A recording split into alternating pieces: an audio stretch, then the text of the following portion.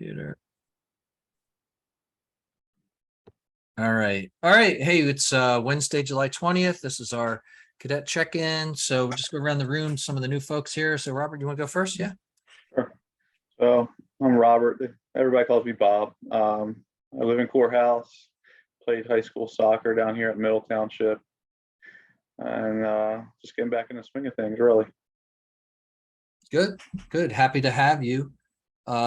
Chris, you want to say hi? You're brand spanking new, man. Yeah, I'll turn the video on since I'm not driving yet.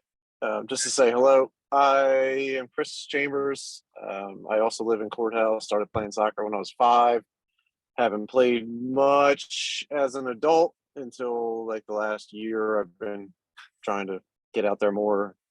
Was out there kicking the ball today. So I coached the last year of 4, 5, and 6-year-olds for Cape Express. Now I want to look into reffing and coaching. Okay, good. Yeah, perfect.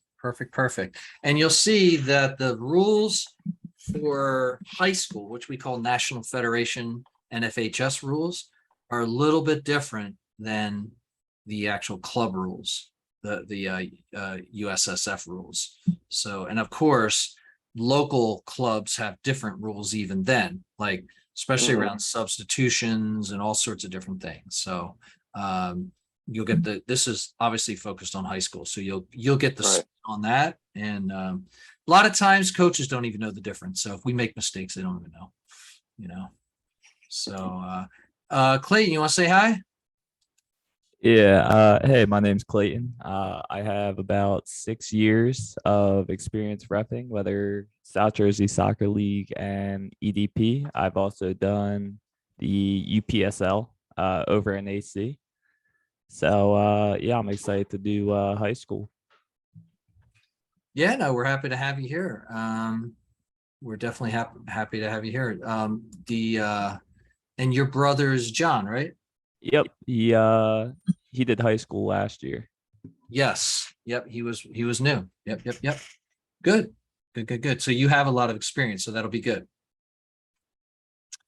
Randy's coming on. Yeah, Hey, Randy. sorry guys, sorry I'm late. Oh, that's all right. Clayton, I recognize you. There you What's go. going on, Randy? Randy, you want to say hi to the group just so everybody knows who you are tonight? Are you asking me to say hi? Yeah, just say hi again. Yeah, hi everybody. Hey, make sure you only cite Clayton to the elementary school level soccer. I seen him rep. No problem.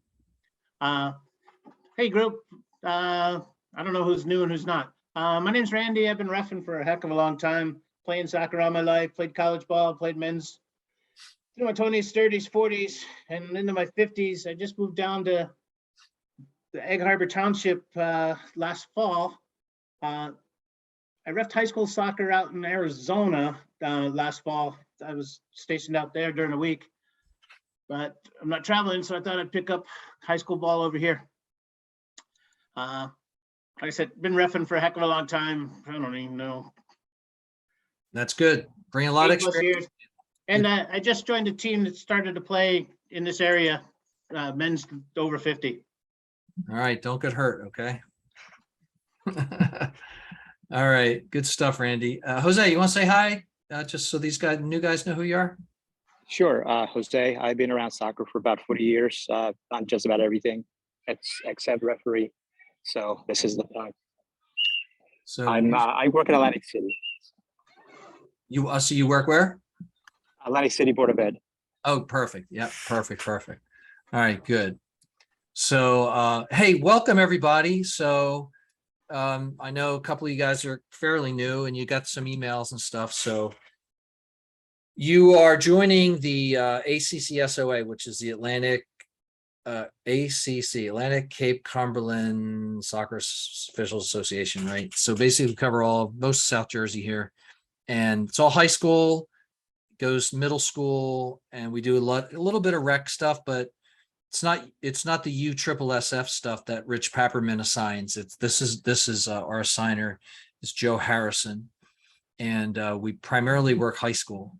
And the deal is, if you're available, you can get games, whatever your availability is. If you have 1 day a week, if you have 6 days, 7 days a week, especially if you can get out, sneak out in the afternoon, a couple days a week, you'll get games. There's no doubt. We tend to put you in games to make you feel comfortable early, but if you're good, you move up quick, right? So if you have the skills, this is not about seniority or anything like that. If you can officiate at the level that we need, you'll move up pretty quick.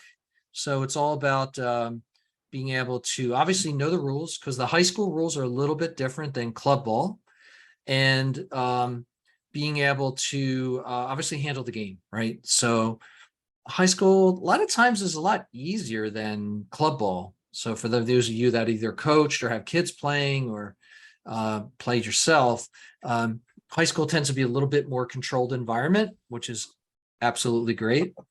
Good news is, for those of you that are on the call tonight and also listening to the recording, I'll have some really good news for you real soon. Once you pass the test and you pay your dues to the state, that's the only out-of-pocket money that you need to put out right now, because that is, you have to get your background check and you have to get your insurance through the state. And all that, I'm going to share my screen here right now, because that information has been shared with everyone. And this is it here. So in this cadet curriculum, this is everything you need to know is in here. And one of the most important things is this line 4, which is your NJSI AA required registration. And you can't get games, you can't even get assigned anything. And on September 8th, I think it is, when the season starts, if you have not registered, you're actually pulled from the roster. So, and also that's an important date, because one of the other key things that I have down here for September 8th is that you have to have passed the written online test, and it's open book. And by the way, over the next couple of weeks, we will go through every question on the test. So you'll have the answers. Can't guarantee that the right answers, because I don't have the answers either. I come up with them. Some of the questions are a little nutty, but you'll have enough to get right. You get 3 chances at it anyway. But again, open book, super simple, and you'll get to take that test. Has anyone attempted it yet on the call? The actual written test? I don't think anyone has.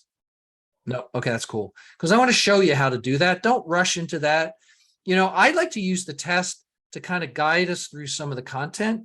And I use these calls on Wednesday night to kind of check in. If you can't make it, it's not a big deal, because we do record it. I do like to have you on here because you get to ask questions and stuff. This is your only chance to do that. Our goal is to get through the content over the next couple weeks. There's a break. There's a break week that we have. I'm actually going to be on vacation the week of August 3rd. August 3rd, I think that is. Yeah. Maybe even the next week too. I might record something ahead of time for that, to be determined, because I'm actually going to be traveling for a little bit. But the good news is that this is all self-paced, right?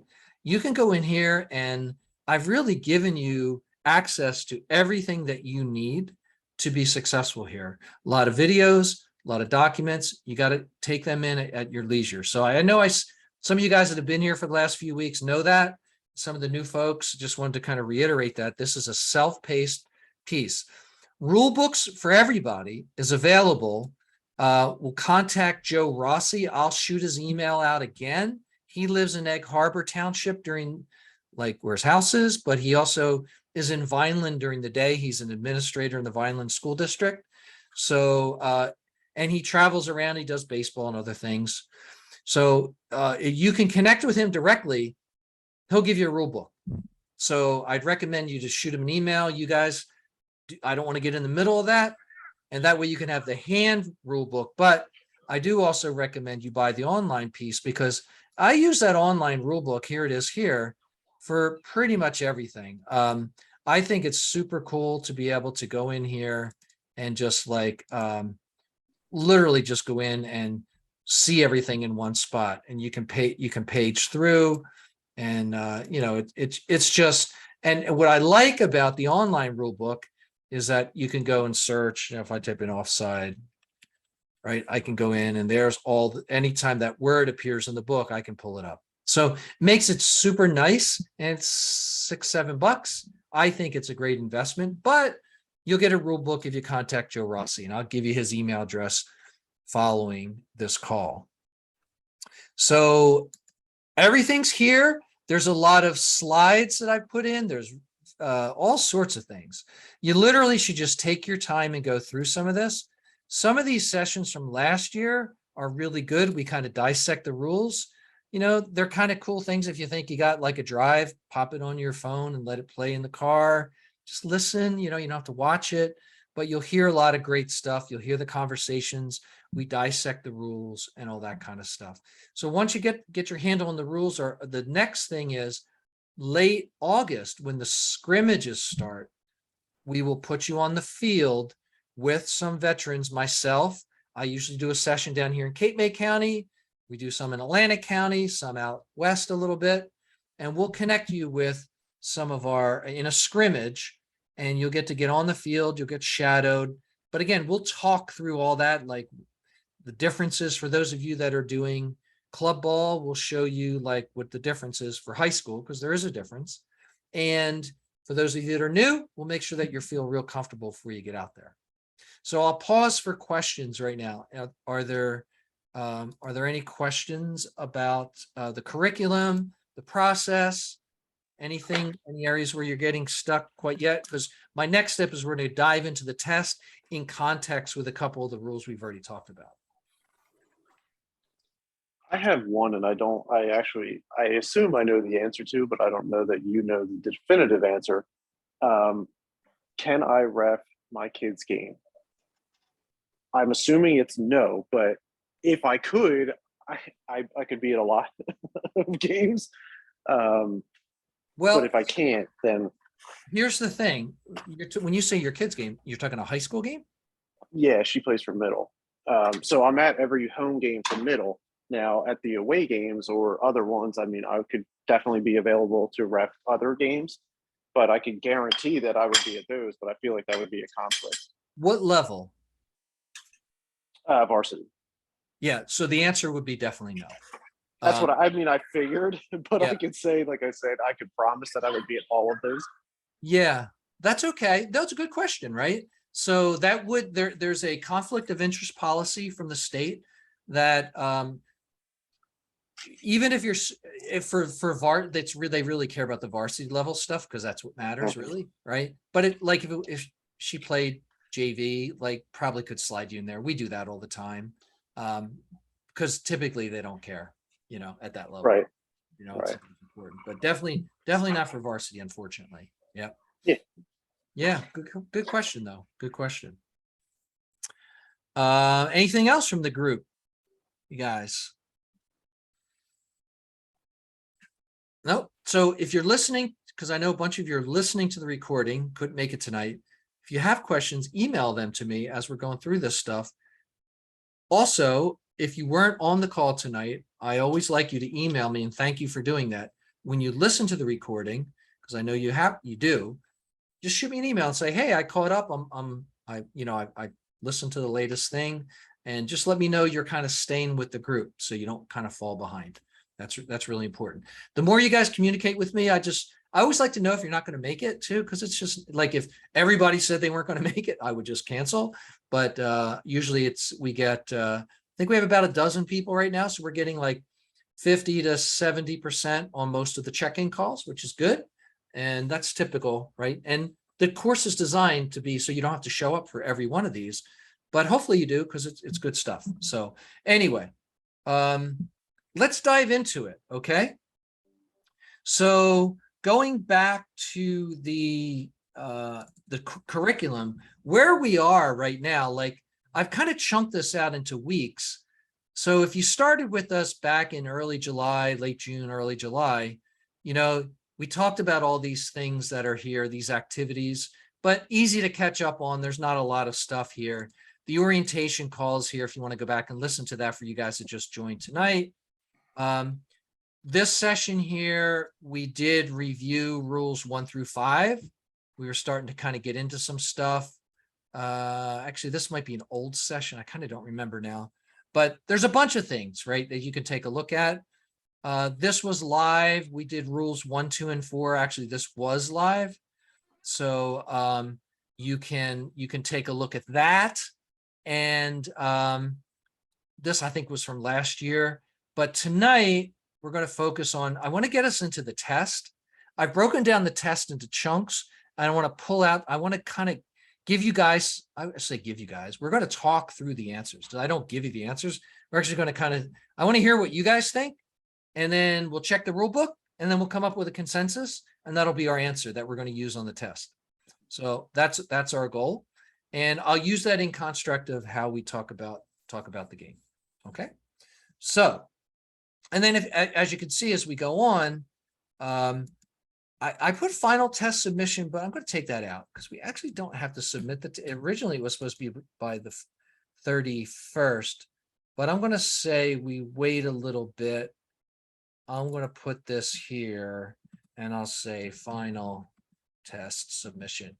I think we all should submit our tests like in the next couple of weeks. You might be able to do it before.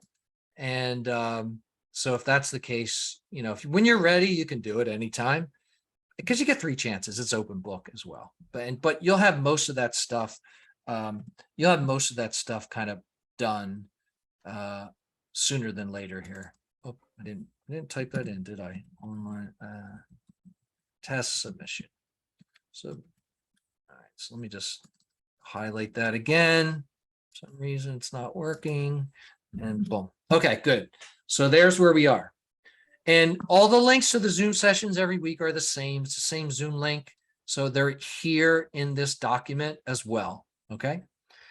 And I'll communicate with you if we have any changes. So let's jump into it. All right, now let me find my stuff here. All right, I'd like to talk about, last week we talked about the field and the markings, the lines and all that kind of stuff. So if you weren't here last week, you can go back and listen to that. But and we started talking a little bit about uniforms and things like that. Tonight, I want to talk about the concept of a couple things, right? Restarts, like how do we start the game? Right? All that kind of great stuff. And one of the things that is so much different, so much different, and let me find my soccer field here. Let me pull something up here. Sorry, I didn't have it ready for you guys. I'll open. Give me a second here. I know I have it. Oh, I thought I had it. Maybe I don't. Okay, we won't do it. I'll pull it up on the screen here. Let me go into the soccer book here. All right. So one of the things, we talked a lot about this last week, right? One of the things that's very different in high school soccer officiating is that we use the diagonal system of control.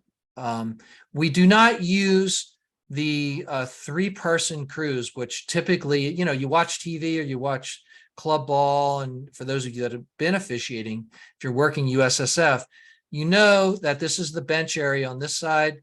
You have the assistant referee opposite the table over here on this side over here. And you have an assistant referee on this side, and the referee kind of runs in the middle. So we have one person with the whistle and we have 2 people with flags. Now, in high school, we do that occasionally, but not that often. Very rarely do we get 3 officials. There's a lot of reasons for that. A lot of times the games aren't not that competitive. Schools don't like to pay for that extra official. And they're typically night games or rivalries or things like that. But what we have is our system of control uses 2 officials, and they stay diagonal to one another. It's almost like we take what you see on TV, we bring the person with the flag, the assistant referee, and bring them on the field and give them a whistle. We bring them on the field and give them a whistle. And we take away the middle person. So we have 2 officials that run up and down the field. Typically, they stay on the touch line, near the touch line, and they work together, and both officials can make rulings on the field, which is super cool. And, you know, personally, I like that concept. I'm not a big fan of being an assistant referee running up and down with a flag. It's hard to communicate, especially you don't have radios in high school. So it's like sometimes you miscommunicate. But if you both have a whistle, it's easy to communicate because I can blow my whistle, stop play, and make things right if need be. It creates different types of problems, but much of what it does, it gives us two officials that can rule and we work together. And we'll get into the mechanics of how that works at a later date when we cover like field mechanics. But what I want to talk about is starting the game. So one thing is that, I wish I could draw on this. I don't know if I can annotate. Yes, I can. Let me see if I can draw on this thing here. Okay, so I don't know if this is going to work or not. So obviously, oh yeah, look at that. I can draw on this page here. Okay, so this is our center circle, right? And whenever we get to the game, one of the things that we do is we're going to have to, there's some procedures that we go through that are very different than club ball. High school, there's a couple of things we have to do. One is that we actually bring the players out onto the circle. We bring them out on the circle, one team on one side, one team on the other. And we actually have, we read a statement to them. And I'll give you a copy of that statement. There's actually cards that we give out. It's a sportsmanship statement that legally must be read at every game. We read the sportsmanship statement. And that sportsmanship statement basically says, this is your only warning for unsportsmanlike conduct that includes taunting and baiting around race, ethnicity, religion, sexual orientation, disability. And any time that occurs, there's a whole statement to read. It takes about 60 seconds. And the coaches must agree that they understand that. And they must agree that players are properly equipped according to NJSI-AA and National Federation rules. And they must agree to good sportsmanship. So they must agree to 3 things before we can even start the game. So the head coach must be out there with the group, and we bring them out. And then, of course, after that's done, we let the teams go back, except for the captains. And we bring the 2 captains or whoever's representing the team together. And there's 2 officials out there, right? We have the referee and the referee 1, referee 2. They're really referee 1, referee 2. And at that time, we do the standard coin toss. The coin toss basically determines whether the team that wins the coin toss, and we always allow the visiting team to call it. So the visiting calls the coin toss, and they get to choose what end of the field they want to defend, or would they rather kick off in the first half? Of course, most teams prefer to choose field stuff. So that's what we do out of the gate. We have them, you know, they choose. We write it down. Again, we'll get into all this detail later because I want to get into the start, okay? And what's very different than in club ball, like this is the bench area over on this side here on the left-hand side. In club ball, the referee will be in the middle, and we'll always have an assistant referee on the opposite side, which if you're facing out is on the left, an assistant referee over here, like Randy and Clayton know how this works, and you guys that go to club ball matches know that. But in high school, those officials, you can start wherever you want. And the interesting thing about it is we typically start that's in a position that's advantageous for us. Like if the sun's over here and we know that it's going to be really jamming on us in as it starts to go down in the second half, we might say, I want one of the officials to start on this side because the sun is high early, because on the second half, we will switch sides, cross the field. So if I started on this side, the second half, I'm going to be on this side, and vice versa. If I start on this side and the second half, I'll go to this side. And that's how it works.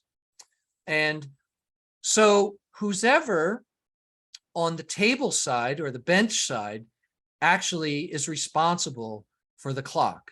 Now, typically what we do is we put the most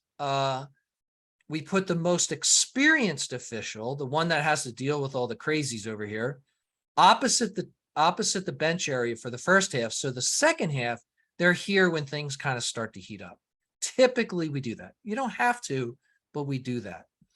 And so to get the game started, it doesn't matter what side you're on as long as you're opposite one another, right? So you're opposite one another, knowing that in the second half, you're going to switch sides, cross field, okay?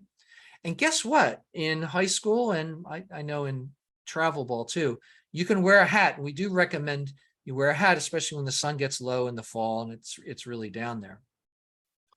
But the lead official, it doesn't matter where you are, the lead official is going to signal the start of the kickoff. And one thing you will learn about high school that's very different than travel ball and club ball and what you see on TV with the Premier League. You notice on the TV, that clock just runs. When that referee starts the clock to start the game, that clock just runs. It doesn't stop. Not in high school. In high school, whenever there's certain situations that we'll get into later, we stop the clock, like a goal scores, an injury, or sometimes even a substitution late in the game will stop the clock. We actually have a signal where we put our hands over our head in a cross fashion after a goal. Anytime a goal is scored, we stop the clock. If we're going to have a penalty kick, we'll stop the clock. And that clock does not start until I start the clock and the ball is properly restarted. And that's what we're going to talk about tonight, restarts. Because in high school, it's a little bit different than what you see on TV and what you see in club. Okay. Pause for now. So far, so good? Questions? Good. Okay. All right. So, so it really doesn't matter who starts the game because you got two officials out there, but it really is supposed to be the lead official. The lead official will be determined by the team that is kicking off. And let's say they're going that way, okay, to the north. And so that official can be standing closer. I might not necessarily be down this far, but they would be the person to sound the whistle, and the person closest to the bench will be keeping the clock, okay? And when the clock is started, we blow the whistle. Again, we'll get into this when we get on the field, and it signifies that the players are ready to go. And of course, we do check, we do a count, make sure we got 11 out there. We do signify to the goalkeeper, hey, are you ready down there? Are you ready here? Just to make sure they're not like farting around and not ready. And so once that's ready to go, I look at my partner and I put my hand up, blow my whistle, they kick the ball. There's a start the clock signal, like I wind it, like I go wind the clock. Because in high school, if they have a clock, like somewhere visible, that's official. But yes, I got it on my wrist as well, and so does my partner. So remember I said, who's ever closest to the bench area has the clock, but the clock is not official on my wrist. The official clock is what is seen. Now, if they don't have a clock, then of course, the only timepiece that we have is on our wrist. The official timepiece is the person closest to the table. Now, for some reason, if the official clock, like after a goal, they forget to stop it and it runs for a minute, you know, and you have the official time, we go over and say, hey, reset it at 8 minutes, right? It's wrong. We correct that, okay? And but again, that's only for schools that have a visible clock. Now, a lot of them do, but you get to middle schools and other stuff, they don't, okay? But technically, the clock stops. Now, I will tell you guys that are working, if you're working a middle school game, a lot of times they're single referees, which is great. You get like almost double pay. You get like a varsity level pay to do like little kids running around. And it's kind of fun, you know, and you help them out a little bit. So whole different ball of wax for the little kids games. Like I do like locally here, Wildwood Catholic Academy. They're like 6th and 7th and 8th graders. And it's like kind of fun. you show them spread out, you're kind of coaching them a little bit. And, you keep the clock, whether you want to keep it running, that's up to you, right? Whatever their local rules are. I always go over and ask them. But high school, we stop that clock. Okay. Questions? Clock? What is the time for our clock, by the way, for our halves in a high school game? Anybody know? How many minutes? It's either 40 or 45. Well, it's either. Which one? 40? 40, It's 40. Yes, it is. 45. It's 40, right? 45 is like professional level stuff. I don't know, college probably, I don't know what college does, but high school's 40-minute halves, okay? 10 minutes in between, okay? So that's what we give them. So that's what we're looking at. We set our watches and off we go. Now, to start the game, obviously, all players, anytime we have a restart, one of the things that we have to do when we talk about restarts, and I apologize, I couldn't find I forgot to pull my soccer field out, but I think this is okay for talking. Whenever we have a restart, we think about that everyone, well, not everyone, the defending team must be 10 yards from the ball. So the team that's kicking off is going to put the ball into center circle right here. Let me get this on here again, make it a little bigger. All right. So why is it going to that? Sorry here. Draw. Okay, here we go. All right. So they're going to put the ball here. Okay. And the thing is that the defending team must be 10 yards. Okay. The kicking team can have players inside that area. That's not a problem. And it used to be that the ball had to move forward. So you guys that have played high school years ago probably remember the ball had to go forward. Not anymore. Okay. The ball can be kicked and moved in any direction. Must be kicked and moved. It just can't be like tapped. Can't be just touched. It has to be kicked and it has to move. And it can move in any direction. Then it has to be touched by someone else. So typically what they do is either sometimes teams will kick it long and they might have someone run after it, or they might just kick it back to someone, or someone might be standing next to him. They just touch it and the ball rolls a foot and that other person picks it up and takes off with it, right? Kicks it. So that's up to them, but that's our restart to start the game. And the official that's in the lead position will signal the start of the clock, and the official that's in the trail position, we call this trail. So this is lead. So when the ball is advancing into the attacking area, this is the lead official. When the ball is leaving a defending area, that is now, this person is the trail official. We bounce back and forth between trail and lead responsibilities throughout the game because we go back and forth. And notice where I've drawn the player, or the official.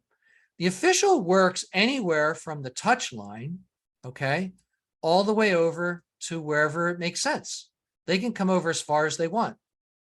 And they're going to go up. If this is a trail official and the ball is up in this region right here, they're going to work all the way up into the attacking zone.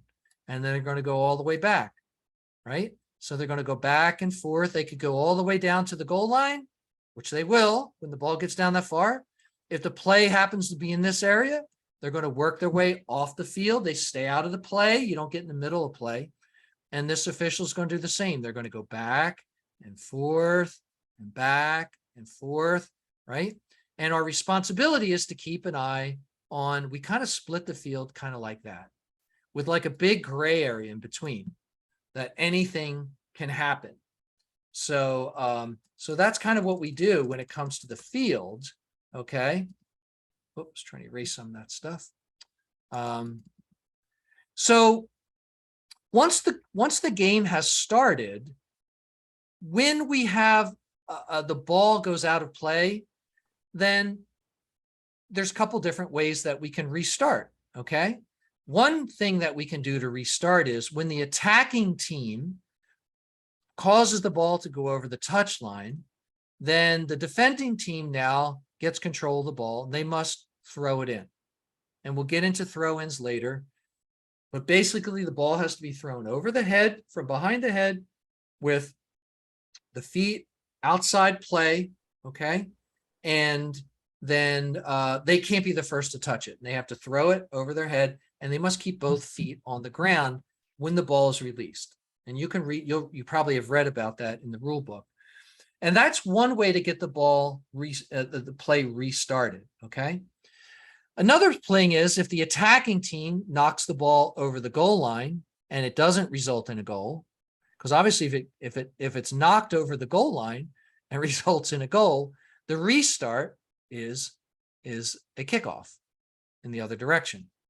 But if it goes over the goal line and is caused by the attacking team to go over the goal line, the resulting restart is a goal kick within the 6-yard box or the goal area. So anywhere within this area. And that's how we restart, right? And in high school, the and I'm same in pretty much every level, right? The goalkeeper can do this, or any player can do this, and all the defending players must be outside the penalty area during that restart. So in that particular restart, they must be outside the penalty area until the ball clearly moves. Once the ball is kicked and moved, then the defending team can go inside. So sometimes teams will just play the ball out to someone inside the penalty area, and then they'll kick it out. Sometimes they'll just play it long. You know, it's up to them, whatever they want to do. But the defending team must be outside of the penalty area. So that's pretty simple. If the defending team knocks the ball over the goal line and it doesn't result in a goal, okay? The defending team knocks the ball during course of play into the goal, it's a goal. But if they knock it over the goal line and it's not a goal, then the resulting restart is a corner kick. And the corner kick must be taken within these corner areas. And the ball must be inside that little corner area. Now the ball can be on the line, can be over the line, but the edge of there at least be some part of the ball must be over that line. And of course, that's our job as the official to make sure that restart is done properly. Now, we used to, not to confuse you, we used to on a corner kick, when a corner kick would be restart right here, the official used to stand right here. You might see people do that by mistake, and you'll be like, wow, where else do you stand? And the trail official comes up and stands right here. So these are our two positions right here, but we've moved them last year, maybe the year before, we moved them to be behind the corner kicker. And that's our positions for the restart on a corner kick. If the corner kick, okay, is on the other side, on this side, because it went, I put it on this side because the ball would have had to gone out on this side for the corner kick to be this side, the restart. But if the restart is on this side, that official still comes all the way up here to the corner of the penalty area. And this official will kind of cheat in here and like align themselves. What we'll talk about when we get into offsides a little bit deeper, talk about where the best place to line up is. So that's kind of like how we line up. But that's our restart right there. Okay. There are some other restarts that we have. And some restarts are if for some reason we have a foul somewhere on the field other than the penalty area.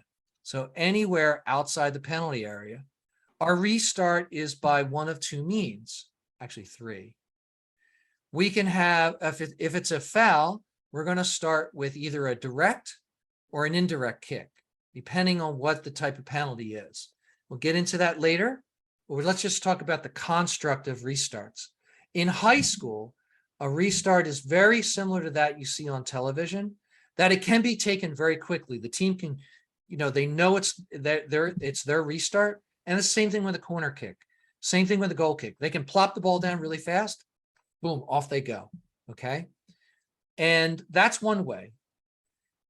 The other way is what we call ceremonial restart, which is if the team that's defending would like some, there's a fly around here, sorry about that. If the team would like some extra time to set up their defense, they can actually stand within 10 yards as long as they don't touch the ball, and ask you to walk off 10 yards for them. And we do that. We walk 10 steps to back them up. And that allows the defending team to get a little extra time. So that's called a ceremonial restart. And we'll talk about that when we get in mechanics, but when we talk about the restart, it's the same thing. There's a couple different ways after some type of infraction, like a foul. It could be a direct kick. Certain fouls result in a direct kick, meaning that the attacking team just kick the ball and kick it in the goal directly. There's other types of infractions that are indirect, meaning that if the team kicked it directly into the goal, that would not result into a goal because it had to touch somebody else before it went in the goal. That's an indirect kick. I know you soccer experts out there know what that is, but for some of you new folks, we just need to know the difference of when do we award a direct kick, when do we award an indirect kick. And if by fault we do not as officials indicate it's a direct kick, we actually have a signal where we hold our hand above our head until it's touched by another player, there are some ways that we deal with that if we forget to do that, because teams can't benefit from the fact that we forget to do that. But another way that can restart is that if for some reason the ball potentially would go out of play off of two players simultaneously, or maybe touches you on the field as the referee and puts a team at a disadvantage.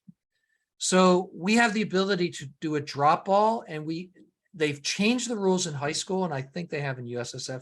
You guys correct me. There are no more contested drop balls. Is that right in USSF as well, Randy? Yep. And yep, no more contested, right? Yep.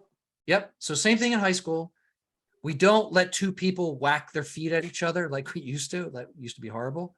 So the team that was in possession of the ball last will get you'll just drop the ball to them and they get to put it back into play. So that's another way to restart. Okay. So we have a kickoff, we have a goal kick, corner kick, we have a drop ball, and the final one, a throw in restart, right? And a throw in, a penalty kick is a result of a foul that we said fouls outside the penalty area are direct kicks. A foul inside the penalty area results in a penalty kick.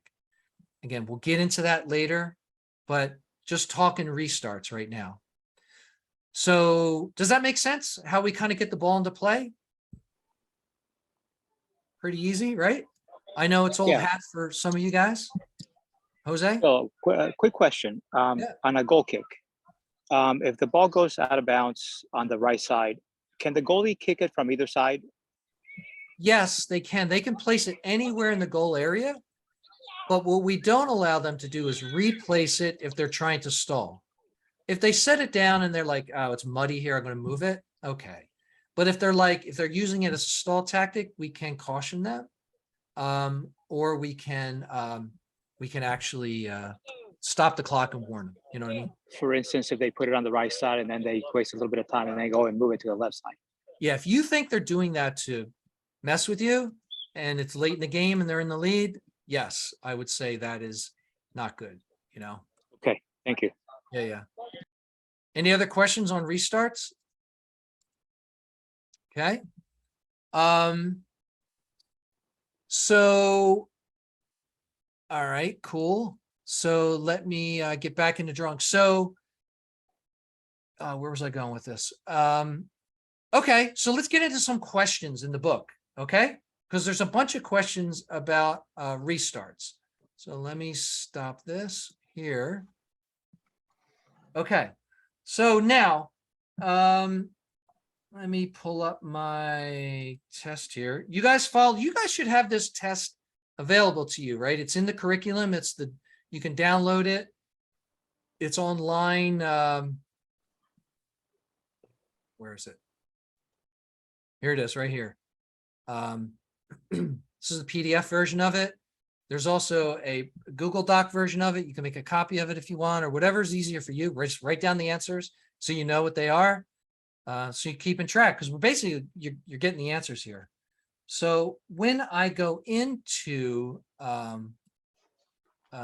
this test here, let me pull this, find it. Sorry, guys. I'm just, for some reason, I'm losing my brains here. Recent. Sorry. Okay. So let's talk about some of these restarts. Question 6 on the test. Okay, it's a restart. Let me get rid of this. I don't know why this is here. Get rid of this annotate thing. Clear all drawings. Okay, cool. So let's look at number 6. This is a restart question. So if the referee fails to signal the kick as an indirect kick and the ball goes directly into the opponent's goal, what do you think would happen if you didn't know much about the rules? What do you think happens in this situation? If it's our fault that the restart was, it was a type of violation that it had to touch another player first, but we forgot to tell them that. What do you think you do? Gotta retake it, because it's not fair for the team if they score on them, expecting an indirect kick. 100%, right?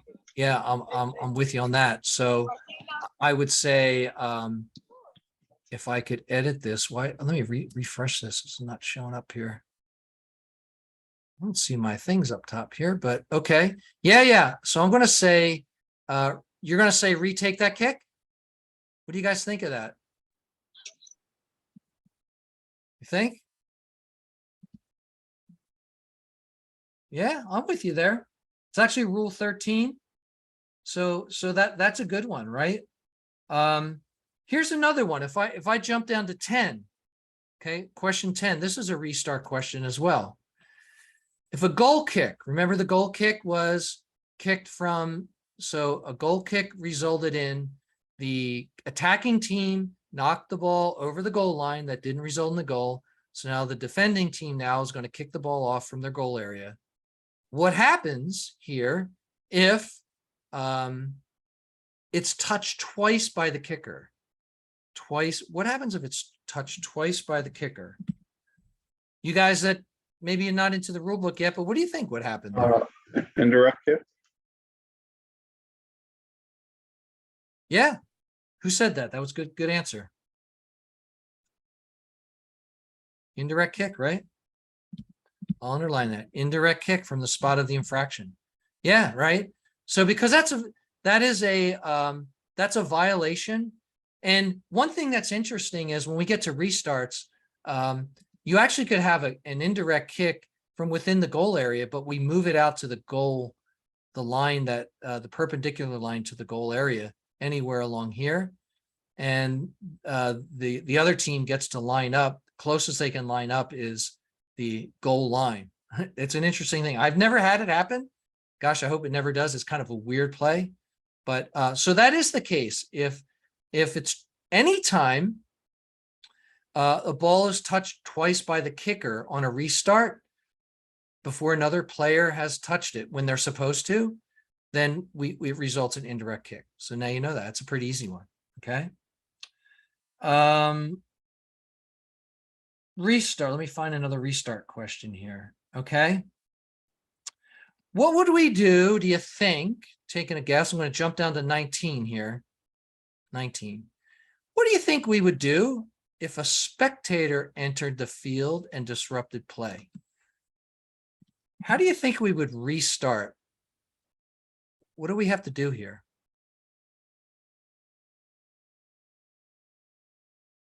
With spectators, what would we do? I don't think it's not C. you don't terminate this or suspend the game for that. You probably stop play and caution the coach. Interesting. Tell me why you think that. Well, if the fan belongs to that side of the team, if that fan is the coach is responsible, well, this is rec. I guess. Yeah. So Um, yeah. So here's an interesting thing. Notice the question says, what does the referee have the authority to do? And one of the things the referee has the authority to do is terminate or suspend a game. You actually have the right to terminate or suspend a game if spectators disrupt play and now it becomes unsafe. So you can actually do that. Because we don't know what team that spectator's from, it's like really, I mean, you could probably guess. So for us as officials, and the restart is wherever we left off. If a team that had the ball, we would give them a drop ball. If it was a goal kick, if it was a kickoff, whatever it is, right? But we do as officials. So this is an important point. We control what happens around us. One of the things that we talk about as high school officials is that we never engage with fans. What we do is we engage with the home administration. Before the game, we usually identify who's the onsite administrator, because if I have a problem, I'm coming to you. Now, in lack of an onsite administrator that's identified, the home coach is the onsite administrator. And so you would stop the game, say, look, those spectators, you're going to go over and tell them the next time that happens, we're going to suspend this game. Or if they won't get off the field, if they're giving you a hard time, you can say, we're done, right? You can give them a minute to try to rectify the situation. But it's up to you to make sure that the safety of the student athletes is and yours as well. Okay. Let's talk about restarts. What would happen? I'm going to jump down to 22. I'm jumping around on you here because these are all, I'm just trying to do questions that are consistent with what we have here. What would you do you think, if you had to take a wild guess, if you accidentally, inadvertently sounded the whistle as a referee? You're out there, you blow the whistle. What do you think you'd do? Do you just say, oh, play on? Don't listen, don't pay attention to that. You think we have a drop ball? Do we do an indirect kick? Or do we do nothing? I'm going to go to the audience. Chris, what do you I was actually going to answer. I would say a drop ball. Drop ball? Okay. That's right. You got it right, man. So yeah. So whenever we have a situation where things kind of get crazy, we always try to give it back to the team that was in last possession, right? Unless it's in the goal, the penalty area, right? If it's inside this 18-yard box, then we'll just drop ball to the goalkeeper. Okay. So yeah, that's a good one. Let me sign some other restarts here. Okay. Yeah, Here's one. 34. What do you think happens, if you had to take a wild guess, if during the play the ball went flat? Do you think it's a direct kick, an indirect free kick at the spot where that was last played, or a drop ball? What do you think? Drop ball. Yeah, you guys are catching on. Yep. So again, when weird stuff like this happens, let's just give it back to the team that had it last, right? You can never go wrong with that. Even if you're wrong, you're kind of not wrong, right? Even if maybe you just don't know the rule. So, okay, that's a good one. Good. Let me see if I got another restart. Yeah, 43. Jump down to 43. So 43 says, after a goal, a player, so team B just scored. player on team A stands in the opponent's half of the field and kicks the ball backward after the official blows the whistle to restart the game. Before the ball is touched by another player, the same player kicks the ball again to redirect it. I think we talked about this already. What is that?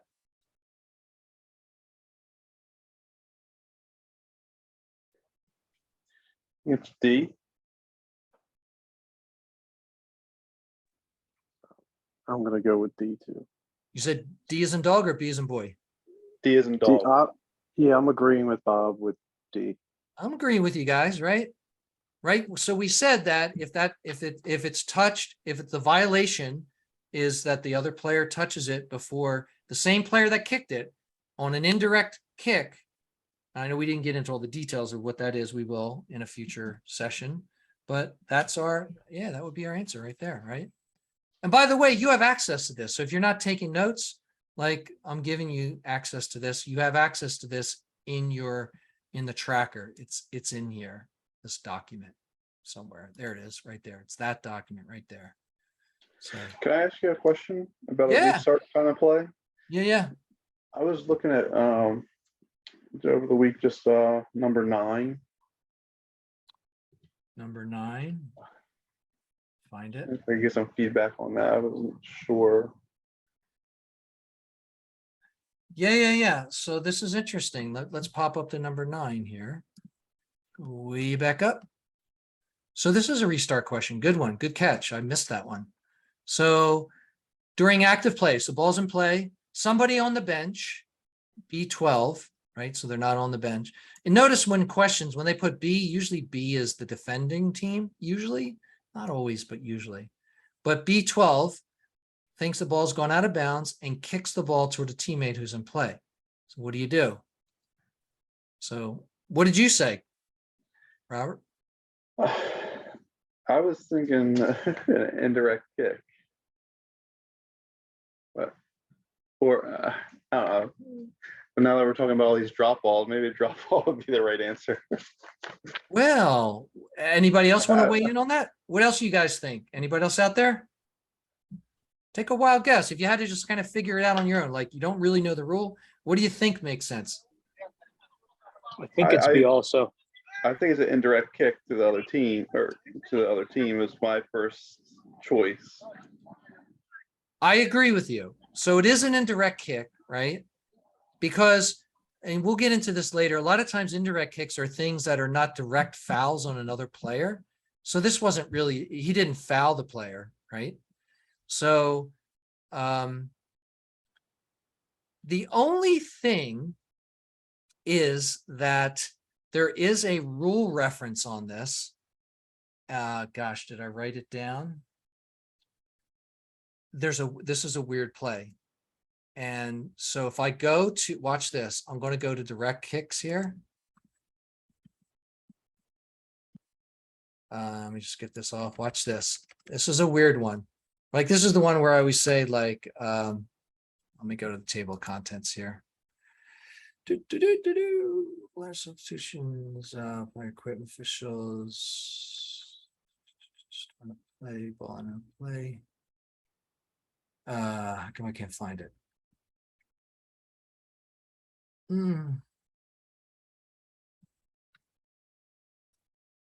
can't find a table of contents here. Search for it again.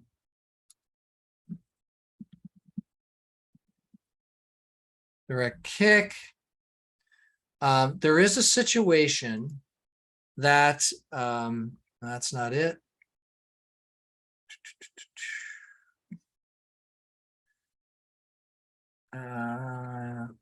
It's funny, I had to look this one up myself.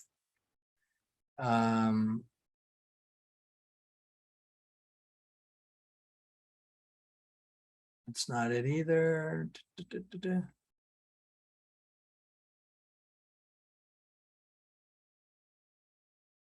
You know, it's funny, I found this one and I didn't write it down and I should have. But I'm going to tell you the answer and I'll have to find it. One of you guys will find it in the rule book before I can probably.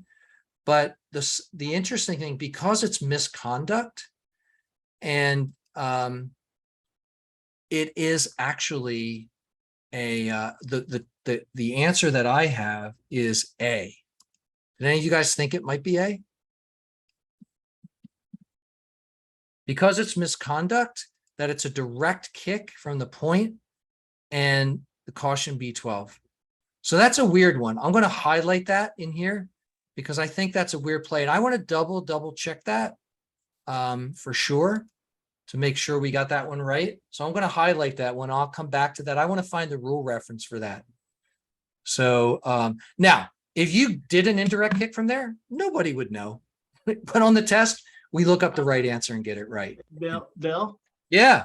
So what I would have done is the player who kicked the ball from the sideline, he had to enter the field to do that. So he's a yellow card offense for enter the field without permission. That's correct. And therefore the resulting play is a direct kick. Yep. And I wanted to find the actual reference to it because I found it earlier and for some reason I can't find it now, which is kind of crazy. Dangerous play, obstruction. Well, can you look at the carding offense, enters field without permission? Yep. That is true. I wanted to find the actual, can't find it. Can't remember where it sits, but so waiting for substitutions, players, taters. I'll find it. Sometimes I get lost in this rule book, but you're right though. You're spot on, right? Because it's like misconduct. So I highlighted that in yellow. We'll go back and double check that to make sure we got that right. Because you might think it would be one of these other things like, oh, well, that was kind of an innocent mistake, but the reality is it's not, right? Bill, do you have a little way to remember a general rule of thumb, I guess, to award the difference between awarding a direct or indirect kick? Oh shit. Yeah. What have you guys? You guys that have done this for a while? Let me see if I can. I want to go to that. Go ahead. Bill, I was wrong. So yes, he should have been given. The player should have been given a yellow card for entering the field without permission. But the assignment of a direct kick or an indirect kick is a referee's discretion based on how offensive it was of the offending player. Yeah, so let's talk about that, right? So this is where that came from. It's 13-1. 13-1. It's a little bit different than Federation, right? So if a player, coach, or bench personnel enters or leaves the field of play without permission, an official, and interferes with play or an official, right? There's our reference right there. So it's a direct free kick. So let's look at these. Since we're here, right? Let's talk about them. So a direct kick is for when do we award a direct kick, right? So, and we think about kicks because that's a way to get the ball back in play is a kick. So you can take them in any direction. They can be taken from the spot of the foul. Okay. Except we have some other reasons why we wouldn't. Okay. Where do we take them in the goal area? We have spots. Okay. Etc. And, any player can take them, okay, unless you are injured or bleeding and you have to leave the field, okay? And we award a direct, okay? So look at the direct. So if you had to categorize them, it's pretty nasty stuff. Spitting, kicking, striking, or attempt to strike an opponent, right? You trip somebody, even if it's kind of careless. If they attempt to strike or push, handling the ball, we'll get into that later when we talk about goal scoring opportunities, things like that. If you push somebody, you hold somebody, so it's a foul against an opponent where you're using some type of carelessness about it. Okay. And this is one of them, which is kind of odd, right? It kind of doesn't fit that. It's like, well, but it is a direct free kick. If you look at the indirects, like how do you characterize those differently? Okay, same thing from the point of infraction. Okay, here's the one we talked about. If the ball is played next by the kicker, following a kickoff, a free kick, a penalty kick, a goal kick, a corner kick, or by the thrower after a throw-in. So we said anytime those things happen, someone else has to touch the ball, okay? Also, if the penalty for being offside is an indirect free kick to the opponent. So there's two of them, so they're pretty easy. Now, if you look at these other ones, okay, so there's a thing, I don't want to get into these too deeply, but they're kind of less serious stuff, okay? So it's not necessarily that it's at our discretion, unless your discretion is you're going to bump it up to something on this page versus that page, right? So there's some situations here like dangerous play. That's usually a non-contact play. I might put my foot up near someone's head, or maybe I dip my head down into the kicking area. Either way, dangerous play can be penalized with an indirect free kick. Goalkeeper holds the ball for more than 6 seconds, okay? The goalkeeper touches the ball again after he releases it. Like, these are things that are not like tripping or pushing or kicking or spitting. They're kind of like, lower level things, okay? If the goalkeeper touches the ball with the hands after a player kicks it to them, okay? And or the player touches it when they receive it directly from a throw-in from a teammate, okay? And spitting at a teammate or a game official. I don't know. I think I throw them out for that one. But anyway, does that make sense? So these tend to be less egregious type things, okay? How about Bill? How about say you see this a lot in the games. There's a bicycle kick. It's a dangerous play, I guess, if the player is too close. But if the player actually strikes the other player, would that be also an indirect kick? No, because then that's not dangerous play then. That would actually come over onto this side, where that would be striking an opponent, right? So if they actually struck an opponent, kicked, attempts to kick or strike, or jumps an opponent, okay, then Okay. there's your foul. Now, we haven't Gotcha. gotten into talking about that, but there's a really good video here for you guys that I encourage you to look at. Where is it in here? Yeah, this reckless excessive force presentation. Okay, now it's a document, you can read it.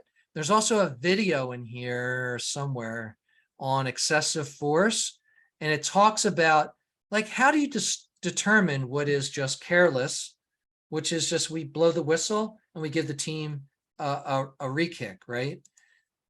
A direct free kick. Or if I blow the whistle and I'm going to give them a direct free kick, but I'm also going to penalize the defending team with a caution. And that would be not careless, but that's reckless, right? Or maybe they did it with excessive force. They just like came in with someone with their studs up, tackled someone from behind and really crunched them up with excessive force. Or they attempt to strike or punch somebody. In high school, if you swing at someone, it's just like you fought. It's just like if you attempt to fight, it's just like fighting. That is a disqualification, and that's a red card offense. Okay, and we get into the yellow card, red card later. You guys are reading about that, but that's our discretion, right? We have to decide, like, where is it just like a normal foul? And when we get into cautions, like how to caution, I mean, that's our tool that we use to control the game. Now, in high school, different than what you see on TV and travel ball, a caution player for reckless play or a reckless play, and if you give them a yellow card, they must leave the field of play. We stop the clock and they must leave the field of play. They can be substituted for, or they can play short if they want, but they have to leave the field of play. I don't like it because I think we would use yellow cards more if we didn't have to stop play, but that's the way it is in high school. And of course, with excessive force, fighting flagrant misconduct, we stop play. That's a red card offense, and they can be, and obviously they're disqualified for that game, plus following 2 games. That's in high school. There's paperwork that goes with that, but we'll get into that later. So kind of forgot where we were talking about this question here. So this is a weird one that kind of, and if you go back here, notice it also says, if it says a player coach enters the field without permission of an official and interferes with play. This was in the section just for the free kick section. But if I go to this rule reference right here, it also says that it's misconduct. Okay. So that is a yellow card. So that is like you guys already said, that coming onto the field when they shouldn't have. So that's the answer to that one. A little tricky. And I guess they put it on there because maybe a lot of people don't know that. I got to be honest with you. I probably would have just stopped play, cautioned them, and I probably would have given a drop ball back. I don't know, maybe like not thinking it through. But now I've heard this question, and I'll probably remember that one, you know. All right, how about one more, and then we'll call it a night for you guys. I just want to make sure I covered all the restart questions. There is one more. Let me share screen. There's a video one. You guys are going to tell me the video one. Okay. So let me do this and go down to the video here. There's a, sorry, get this dragger going.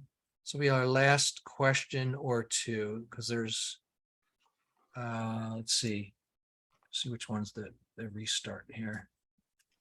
Sorry, guys. Okay, restarts 53 and 54. So 53, what's the restart for this video? So you guys watch this and see if we can figure it out. Gotta copy that here. Boom. Pop this open. Come on. Too many tabs open, guys. All right, here we go. Paste and go. Tell me what you think, what the restart is on this. Watch this video here.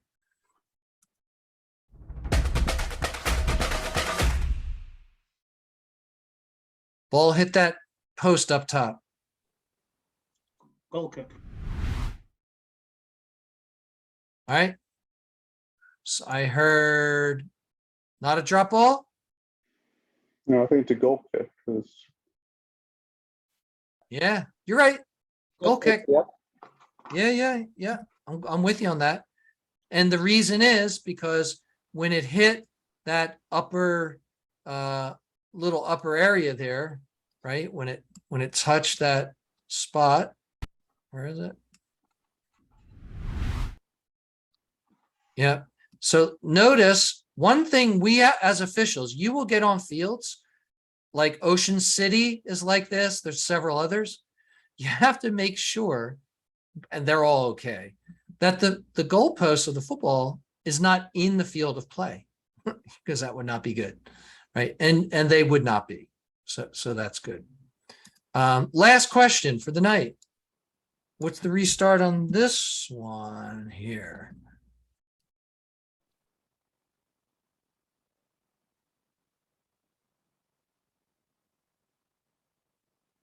Here we go.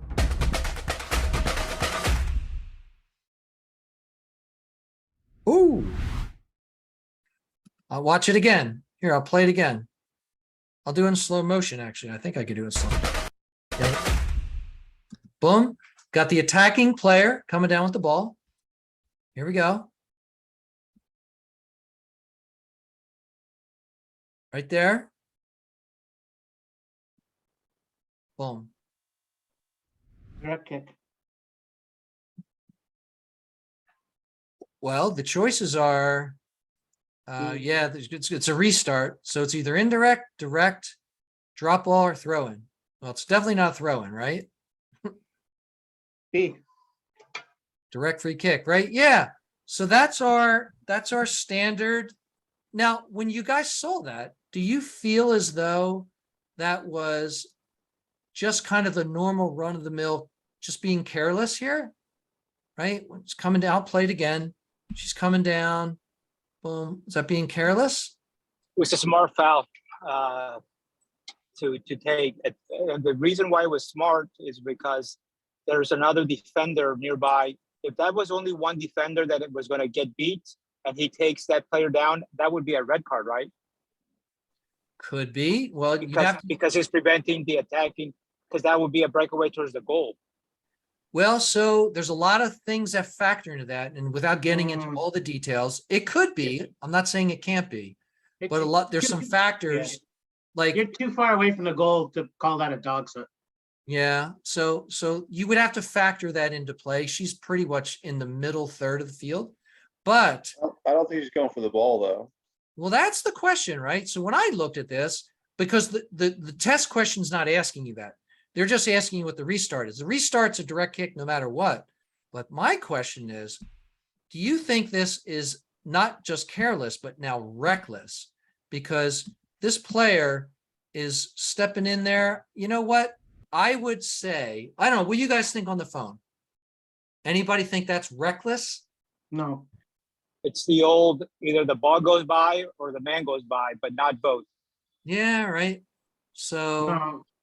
The defender clearly tried to make a play for the ball, just didn't get there in time. yeah, right. I'm going with that too.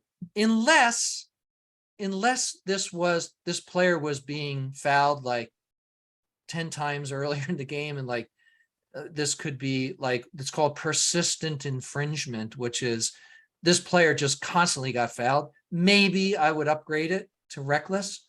Well, it wouldn't be the player got fouled, it'd be the defensive constantly foul somebody. Yeah, that's right. So it could be persistent infringement on a player, or it could be on the team, right? But you're going to have to caution somebody here. But anyway, There's plenty of judgment call from the referee then, and a lot of these plays could go a number of different ways. they are, right? And so the good news is, I think, when we're in a high school game, we have two officials out there that can actually make decisions. So when things happen in the middle of the field, we have two sets of eyes on it, which are really good. Again, we'll get into all the mechanics and stuff later. So, all right, listen, we went a little longer than expected. I hope it was useful to you guys, but we're cranking through the test. We'll get all the questions done in the next couple weeks. And if you guys have any questions on your own, and then we'll just submit our tests. It's not a big deal. Everybody passes, but it's always good to know the answers, right? Feel good when you get on the field. I always said, I never want to be out there and not know a rule. Like, because the rule's a rule book, right? All you have to do is read it. Sometimes you get twisted up. Luckily, you have two people out there you can come together and talk. So our judgment's a whole nother thing, right? It's a good idea to know the rules too, Bill, because the players are trying to embarrass, some other players try to embarrass you, or some of the coaches, if they know you're a little sketchy. Absolutely. Absolutely. So, hey, listen, it was good to connect with you guys, and we'll try to connect next week and go a little bit deeper into some other topics using the test, go through a bunch of things. And if you think of anything else in the meantime, try to stay up with the videos because they're all good. Pick and choose the ones that are interesting to you and catch up with them. Like I said, we'll get into more specifics around high school, how to operate the game, mechanics, where the officials run and stand once we get through all the rule stuff here, okay? Any questions before we kind of depart? All good? All right. Hey, it's great to see you guys. Thanks for the new folks for joining. And if you think of anything else, reach out. And I hope to see you again either next week or whenever the next chance you get to be on, okay? Thanks a lot. Sounds good, Bill. Thanks, You're going to Billy. put the email for that person with the referee book? Yep, I'm going to put it right out to everybody right now, okay? Thank you. All right, Have a you good night. guys, you got it. Thanks. Thank you. Bye-bye now.